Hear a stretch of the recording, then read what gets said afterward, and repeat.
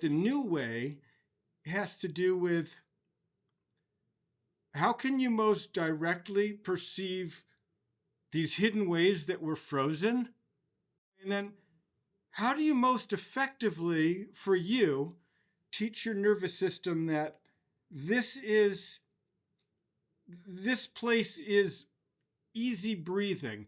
As you read a story, let's say, or tell a story, how would that character hold their breath? Where are they holding themselves hard and rigid? How are we frozen in the echoes of these experiences that we practiced? Got a lot of practice in. How do you see that? And then what's the easiest way to recover it? Now, we can do the movements and that recovers it.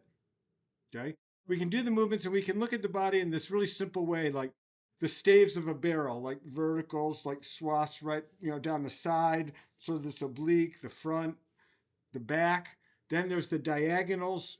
You free that, all the back diagonals. And for you, I think I see there's an element of twist in your system.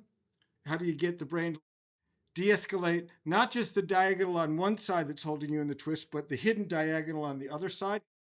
Or even the sides can be stuck in the diagonals. To make it simpler, what's the most vivid way where the brain says, aha, I get that.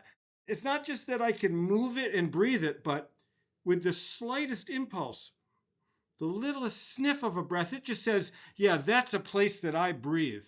How do we get to that? We're stuck in the frozenness of where we're holding our breath, these remnants of our emotional holdings. And once you see that, you're like, oh, where can I breathe in? Even little handfuls, like can I breathe that space, easily that space, that space, that space, into the back? Every little spot, this spot, this spot, this spot. Is it really easy? I can force it, but does the brain just say that's obvious? And how do we get to obvious? And I have a new method that makes it obvious to the brain, like, we want the brain to be so convinced that that place is breathing, or let's say the whole upper front, that place is, maybe that's not your pattern, but most people are stuck in the upper front. How do we get the brain to say, aha, of course that's there for me? Not just like this sort of nudging or prodding to say like, yeah, let's breathe there, we can do the movements, and it's a little resistant. How do we get it to say, it's like an affectionate embrace to say, yes, that's it.